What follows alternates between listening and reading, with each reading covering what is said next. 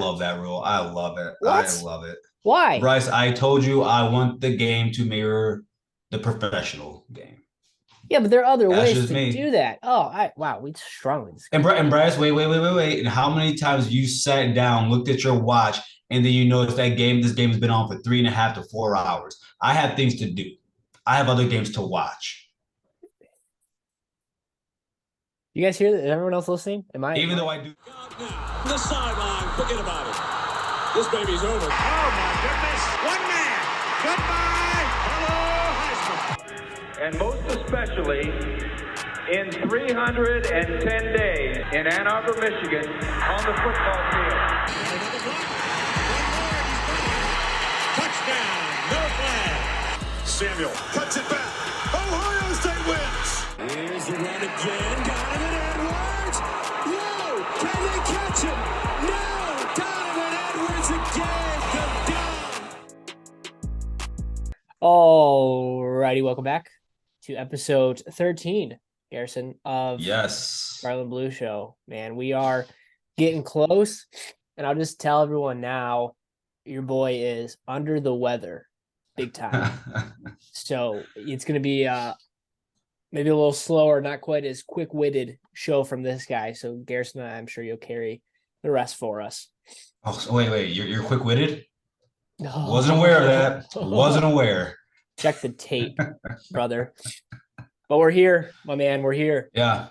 Tomorrow, well, if this comes out Thursday night, the season officially kicks off. And then, of course, we're just hours away from our teams taking the field. Yes, sir. I'm really excited, man. Just figured out actually I'm gonna be in Columbus week 3 against Western Kentucky. So that's gonna be really exciting. That's It's gonna be good. really exciting, yeah. And then week 4 is, are you going to South Bend? I might go there, but I'm not gonna be at the stadium. Bryce, those tickets right now. Take a wild guess. Just take a guess how much the tickets are. They gotta be over Bare 1,000. minimum. $1,039. I'm okay. Yeah, it's only gonna go up. I'll go to a local bar and watch the game. Yeah, I don't know if those I've been to their stadium, and for those of you who haven't, it's definitely one of those you have to go to. It's awesome. Touchdown Jesus there. But all right, enough of that. We'll talk about Notre Dame. Yep. I don't ever want to talk about Notre Dame more than I have to. So, Garrison, the biggest news here, of course, is what? We got a quarterback, baby. We got a quarterback. And I'm happy. And I'm happy. I was wrong. Yeah. I said, no, it's not the one. No, wait. I didn't pick Devin Brown. I said who I think is going to win the battle. Do not put words in my mouth and misconstrue what I say. I also said that whoever won the battle is going to not be because they play bad. It's because they play really well and one maybe does better. Am I here to moan and cry about Kyle McCord being the quarterback? No. I'm here to get on that train, toot, and let's go win a natty. I'm here. I'm all for it. I'm behind him. I'm behind 6. I'm behind 6. So listen, man. Dave said that over the last few. I'll tell you what, Bryce. I've been trying to read between the tea leaves of what Dave's been saying, and what I came up with here is that he said over the last few weeks Kyle's been more consistent. If you remember, Bryce, he said that both of them had not been. He said no, they both had not been consistent. Remember that? And that he was looking for one to do so. He was talking to Devin the whole time. And if I had to guess, I'm guessing Devin was making a lot of wow plays, which he's very capable of making because he's stupid athletic. But he wasn't consistent. But if you're telling me that Kyle has been consistent over the last 2 weeks, when you said that a few weeks ago, Ryan Day, you were specifically talking about Devin Brown. That's what I got from it. So fair. So you got your guy. Any talk of splitting reps at all, or is it going to be Joe to lose? He said Devin is going to get in the game, but let's say Kyle McCord struggles the first 2 series and Devin gets in. I think that's different. Or let's say that Devin Brown got in, let's say the second half, that's different. If Kyle McCord goes out there and the game is 40-14 in the third quarter, competition's over. It's over. Yeah. Because I said this, I've said this before. People forget Bryce it was accurate, but as a true freshman, he slept walked into 300 yards passing on 18 attempts and 13 completions. He's gonna be fine. I'm just He's on gonna be the fine. Akron part, but I think you're right. Does it have anything to do with Marvin Harrison being high school buddies? I don't think it has anything to do with that. We're Ohio State. We don't have time to deal with politics. So arrogant. Rightfully and rightfully so I am. Oh well. My trending on Twitter, let's use that word very loosely. That people felt otherwise. But anyways, so let's jump right in. Week 1, we got Indiana. How do you feel about that game? Curb stomp. Second half curb stomp. I think in the first half we'll struggle. Indiana. I'm sad. I'm forgetting the coach's name right now. Tom Allen. I'll be out here. Tom Allen, right? Right. Yep. He comes with a lot of energy, and his first game of the year, they're at home. They're gonna come with a lot of energy. It ain't gonna matter. I think it'll be like 24 to 10 at half and 45 to 13 or 17, Bryce. I think that game is going to be over really quick by mid third quarter. Yeah, right now we're looking at the spread, and it's 30 and a half points. Yeah. 30 and a half. So we should cover that. We should cover that. Yeah. Yeah, I'm picking that you cover that. Anyone you're excited to see beyond McCord and then the stars? Any players? I want to see come up, Bryce. I'm sorry to cut you off. I'm very quick about this right now. Okay. The offense is going to struggle early. I want to see that defense bring hellfire and brimstone. I starting at that defensive line. I don't want any excuses. I don't want to see lackluster performances. I don't want to see inconsistency. I want those, man. Hey, destroy them. Destroy them. That's all I want. Destroy them. It's Indiana. Beautiful campus. It's Indiana. So, other than Sonny Styles, like who on the defense are you excited? Are you excited to see? With 33, Jack Sawyer. Bryce, that whole defensive line is on it. That whole defensive line is on my list. I'm going to be taking a lot of notes during that game.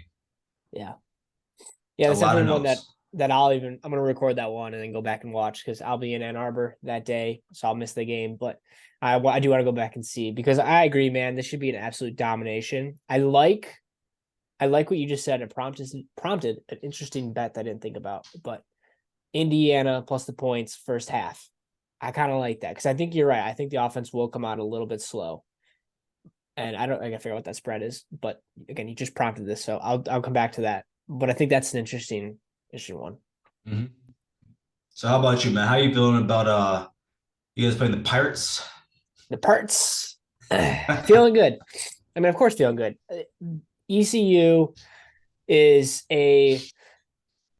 let's see, how do they describe them? The players were calling ECU today a giant killer, which I thought was a good name. And I was going back through and I kind of pulled some stats of how they performed against Power 5 teams. Okay. It's interesting. So in the last 10 seasons, ECU has beaten North Carolina. Guess how many times they beat North Carolina? Twice. 3 times. And there's how many years? 3 out of 3 times they played them. Huh. Yep. They beat Virginia Tech twice, and they beat NC State twice. How recent are these games? What's the time frame in this? Within the last 10 years. Wow, that's impressive. The other thing too is they're no stranger to big venues either. So Mike Houston, the head coach at ECU's press conference, he talked about that going into a big stadium, a loud environment, ruckus. It's not anything that's going to scare them. So I'm not worried, but I think it's just one of those things where everyone should be ready to play. I think there's going to be enough juice with the Harbaugh suspension that I think those guys are going to be ready to go. It's going to be, is there too much juice? Right? Is there too much energy? So I think week 1, injuries, the names I've heard, there's some injuries in the safety position. and then with Amarian Walker at the cornerback position. And so those are valuable reps that I think a guy like Amarian Walker is not going to get. So I know they're all listed as probable, and Harbaugh's not going to play his hand if they're going to play or not, but I would assume they're probably not going to play. So we'll see. And I think Rod Moore and Makari Page also are also listed as questionable as well. Mm-hmm. So we shall see. I also saw earlier. I said this is good. It says he said Tyler Morris and O'Leary were they said they've been battling some injuries, but it's not like they're gonna play also. So I saw that earlier today, so that's good too. But I think that safety position, I don't know what ECU's offense is like. Well, let me tell you. Go ahead, my friend. I came ready. So I agree. The safety position is going to be interesting because I think Rod Moore and Makari Page are one of the best combo in the country, just in terms of experience. I mean, these guys have been around forever. But who we have waiting is pretty interesting that I kind of really like. So there's 3 safeties whose names have come up recently. So one is Keon Sabb. He's a top 100 number 5 safety in the 2022 class out of California. I think he was the one who committed to Oregon or was projected to go to Oregon and then made the last minute change. Mm-hmm. And then Zeke Berry, another top 100 safety, number 10 safety out of IMG. And he was the one that committed to Clemson, I believe. And he's obviously committed in 2022. And then Quentin Johnson, 3-star out of DC. He was part of the 2019 class. He's a little bit older.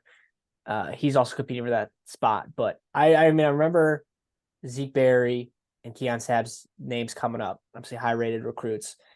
And, those guys are going to get their shot this year. So I think those guys are full of talent. You just need to get some experience under your belt. So that's the safety position. That's good. That's good. Like I said, I'm not sure what kind of talent ECU has on the outside, but I mean, I already think your guy's quarterback is suspect. So with those 2 guys out, I think they're going to get challenged, but not to the point where they're going to be scared or to the point they're going to lose the game. It's not. I don't think this is a losable game. I don't think it is. You would hope not. So, you would hope not. Yeah. I looked at the last year's rankings. ECU averaged more yards per game than Michigan. They were the position ahead, so it was top 30, I think, more yards per game. And then the interesting one was they ranked 20 in passing yards per game. This was last year. So last year they went 7-5. I believe they lost in the bowl game, and they were 4 spots behind the Bucks, behind OSU in passing yards per game, an average passing yards per game. So they would sling it. And I know this year they don't have it's more of a rebuilding year they would consider, but still not a reason to sleep. And I think it should be a good test for the secondary. I'm right with you on that. I'm right with you. Mm-hmm. So yeah, in terms of like what I'm excited to see for this game, there's a lot. I mean, it's seeing who's going to start on the offensive line is something I'm just so intrigued with. And out of camp, Carson Barnhart's name has come up, which Garrison, I watched the OSU game last year again the other day, and there were a few plays where JTT Tuimoloau had his way. Tuimoloau. By the end of this year, I'll get his name right. I trust you. Thank you. I trust you. So yeah, I'm excited to see how that O-line shapes up. Miles Hinton, the transfer. Wait, can you repeat that again, please? How I'm excited. You said you said JTT had what? He did what? He made some good plays on Barnhart. No, you said he had his way. I just want to hear it again. A couple plays. You choose to hear what you want to hear. You're going to see who's going to come in at the 2s and the 3s. I'm very fired up because you would hope this game is a blowout. Yeah. Also, I'll be at the game too. So also, I forgot to mention this. I'm sorry, I forgot to mention this. Ryan Day did say something that I saw, I think maybe 20 minutes before we got on here. We started recording this. He said 4 to 5 running backs are playing. He said the whole 4 to 5 running backs, 3 tight ends, and 5 to 6 wide receivers will get in this game. Are you surprised by that? Like that would make sense to me, right? Or is there something I'm missing here? Is it if you're up by if you're up by 30 going into the fourth, you would hope you get some reps in. I say all that because I want to say this. How many of them are going to get reps with Kyle, and how many reps does Brown get with the other guys? That's why I'm interested in that. Now, it might not matter, but there is a difference between Brown getting reps with Carnell Tate or Brandon Ennis and him getting reps with Emeka, Julian, and Marv. Yeah. There's a difference between getting your reps with, let's say, Chip and getting your reps with Travion. It's different. So It is. No, that's fair call. Mm-hmm. That's fair call. But I think if it's a blowout, which we both think it will be, they'll you guys, those guys are good action. But yeah, you're saying it won't matter. Yeah. So 30.5 points. Are we both taking the Bucks? Yes, we are. Okay. So now Michigan is what I want to say 36.5. Is that what it is? No, not taking that. 36. It opened at 36.5. Now it's 36. It went down. It went down. Oh, half a point. So 36. Okay. I'm not taking that. Taking the Pirates plus points? Yeah, simply because of the new rules and because until I see it, I don't believe it. Y'all run the ball. Yeah. Y'all are running the ball. So until I see it, I don't believe it. So dude, I'm with you.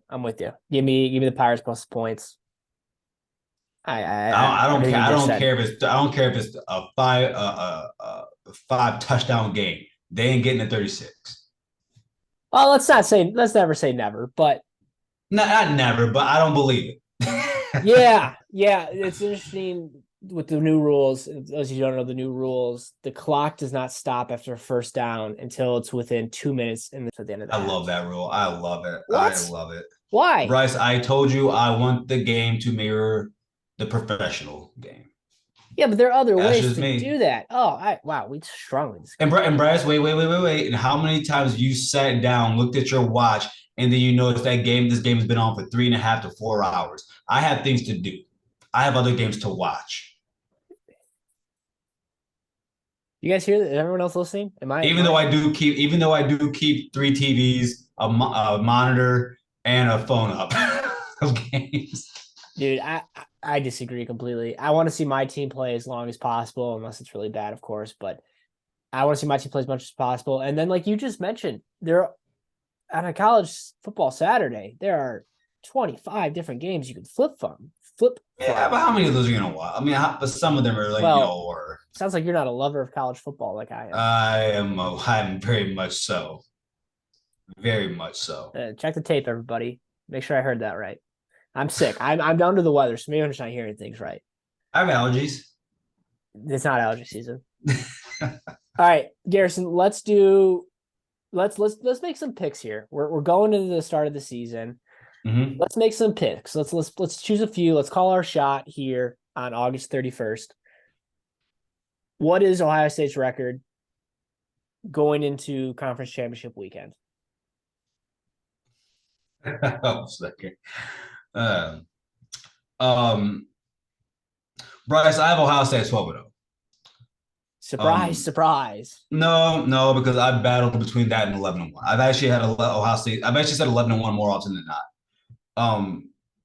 What swayed me was there have been a lot of years where Ohio State, their best years, they don't have their best quarterback that they ever had. You look at our national championships, Bryce. We won that with Craig Krenzel, and like I said, previous years do not matter. I'm just giving like a historical context to it, why I believe what I believe. Craig Krenzel, we beat one of the best college football teams of all time. Kind of. You got away with Huh? Kind of. Go ahead. Sorry. All right. Well, Sean Taylor holding to the ball. RIP. That's poor. But go ahead. And then Cardell. Now Braxton was the best quarterback on that roster at the time, but of course he was hurt before that season started. But we still beat Bama. Got to that season with JT Barrett breaking all Braxton's records, even though I don't think much of them, but he did that. But the reason they won those games, Bryce, the guys that were around them, not just on offense, but on defense, were gangbusters. You talk about 2002, you're talking Mike Doss, two-time first team All-American at safety. AJ Hawk, Matt Wilhelm, Will Smith, senior. Will Smith Jr. is on our team now. RIP to Will Smith Sr. Chris Gamble on both sides of the ball. Michael Jenkins, Maurice Claret, just a lot of talent on that team. Dustin Fox at safety. You talk about the team in 2005, the championship 2015. You're talking Bosa. I don't even need to go through that. Zeke Elliott, Michael Thomas. You don't we don't have to go through that. That team was disgusting. They broke Miami's record for the most picks in the first 3 rounds. So yeah, that's good. That's true. That was a sick team. And you're talking about this team right now, Bryce. When people are telling you this, people are telling you this team could have 5 first-round picks. Yeah, I expect nothing but the best from this team. I don't need Kyle McCord. Go ahead. Yeah, no, I think it's safe to say that the ceiling for both these teams is 12-0. So it definitely could. But you don't think you're going to throw away one game? Okay, you heard it here first.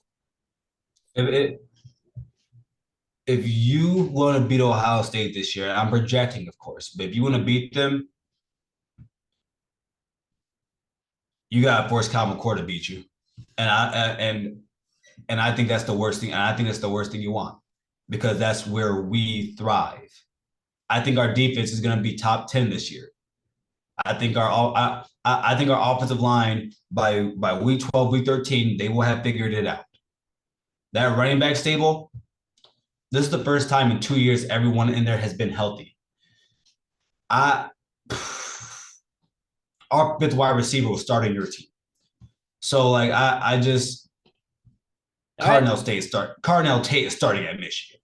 So I said it I said it before last year, Bryce. Ryan Day has a 3 to 4 year window to win a championship. This is another year. I think this is his most talented team since 2019. So, okay. So expectations are high. So I think I could totally see the Bucs going 12-0, 11-1. But I'm going to be a little different here. You have 4 brutal games. You've got at Notre Dame, and if that game was home, that's a different story. Okay, who the quarterback of Notre Dame is. But it's in South Bend. You got to go to Wisconsin, which we all know. We all agree that Wisconsin's not going to be. Camp Randall's a hard place to play. Hard place to play. Again, let's pray that game's at night. You got Penn State coming to your house, and then you got to go to Ann Arbor. I would not be surprised if you drop 2 of those. I would be terribly surprised if you drop 2 of those. I don't think much of Notre Dame, so Notre Dame doesn't sway me one way or the other. Penn State, let me know what Drew Allen looks like by that time. Let me know what Drew Allen looks like. But I think he's going to be the best quarterback by end of the year based off his talent, his size, and all that. But I need to see what he looks like at that point still. And I think their defense is just too undersized. And I saw Kalen King get abused by Marvin Harrison Jr. all last year.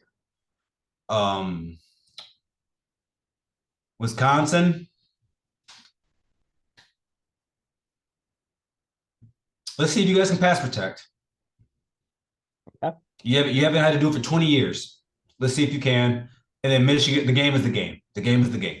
But how about you, man? Where do you see your Wolverines?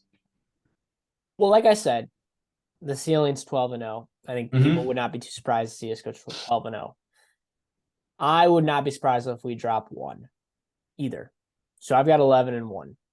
That's my prediction.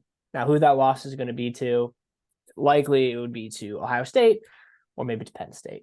That was kind of, but to that I say, like, if I got the toughest games on our schedule, you look at Nebraska, which I have no idea what Nebraska is going to be this year. I can see them winning. They said their O line is looking. Their O line is looking the best in years. This came from Nebraska's camp. This came from the Big Ten Network.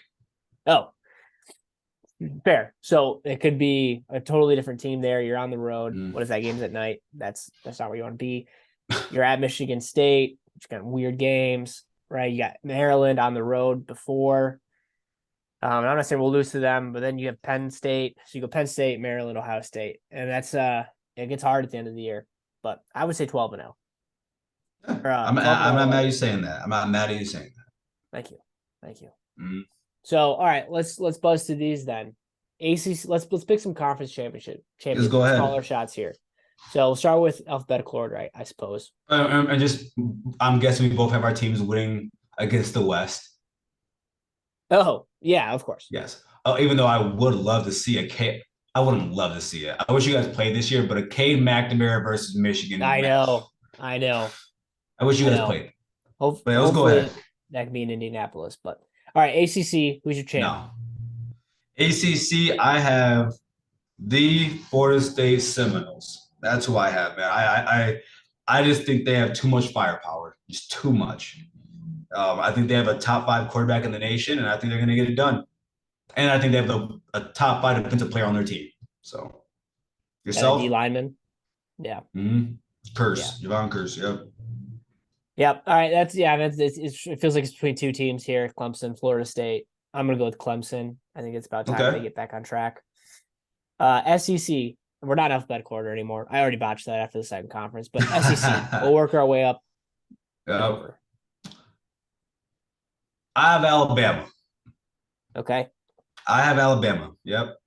I think, and I'll get to that later, but I think by that time they're going to be very desperate to get into the playoff. I think they're going to play like a house of fire and beat Georgia. So, yeah. I've got Georgia because there's no reason for me to believe that they're not going to make it again. Mm-hmm.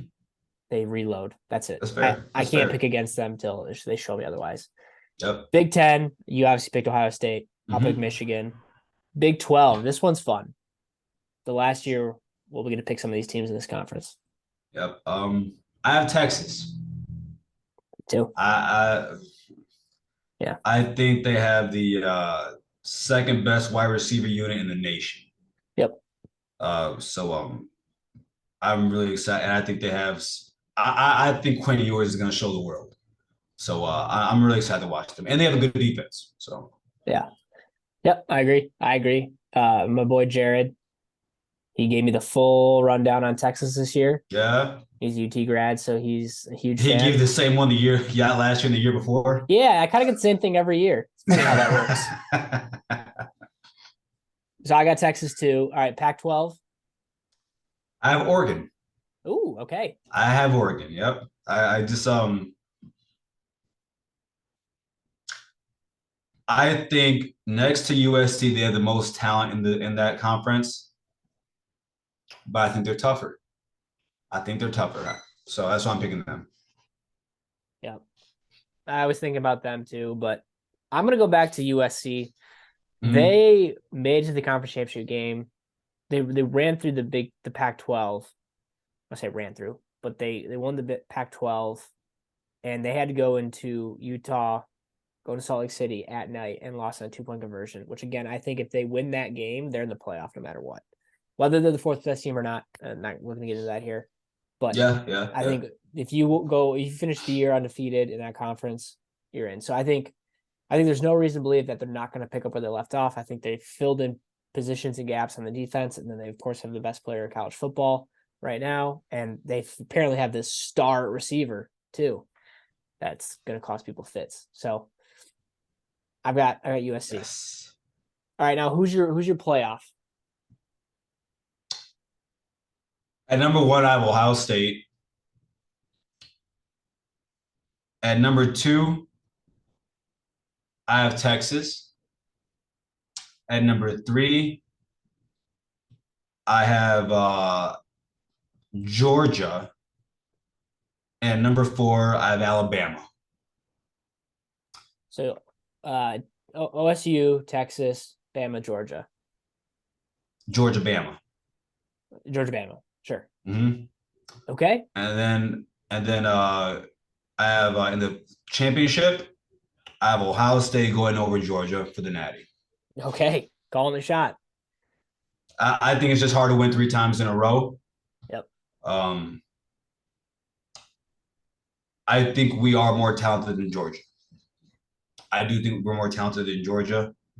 And I think that we busted a chink in our armor last year. And I think this year with this year's defense, as I'm projecting, I think we're better than them. I think we are. I think we'll definitely be more battle tested. So Yeah, they got a pretty favorable schedule. Yeah. So what do you have, Bryce Sack? I've got number 1 Georgia. Again, I have no reason not to pick them. Yep. I think. And then I think I got number 2 Michigan. Mm-hmm. And then 3, I've got Bama. I think this year you've got a pissed off Nick Saban. And they have not made the playoffs within a 3-year stretch since the playoff began. So I believe that's the stat. So basically it's their time to get back in it this year. I think they will. Yep. And then I got to go with USC again. Unless Gotcha. you let one slip in the Pac-12, I think they'll be right back in it. That's not a bad list. I understand it. I get it. All right, let's buzz through these. You got a minute and a half here. Yep. Gambling picks, man. We're gamblers. All right. List them off. Yeah, let's get these guys. Let's give everybody our SBS Wise Guys picks here. My first one, Bryce, I have Nebraska +7 at Minnesota. I'm very confident in that. I took Colorado +20.5 against at TCU. Fresno at Purdue. It went down to 47.5. I saw it as low as 47.5. Take the over, everyone. Just take the over. South Carolina at UNC. I took South Carolina +2.5. And then to finish it off, I picked Michigan State -14 against Central Michigan. How about you? That feels good. I got UMass +35 at Auburn. The only reason is because I think I almost picked that. Teams that played the week before makes it interesting to me. I got USC first half favorites. I got Middle Tennessee State first half favorites against Bama. I got Utah State +24 against Iowa. There's no way Iowa scored 24 points. I'll believe when I see it. And then Washington -14. I like it. There we are. We're here, baby. Hey, Brian. Hey, I was gonna give some advice to Auburn real quick. If you want to cover, it's Don Brown. Crossing routes. All right. We'll see you guys all next week. All right. See you, man.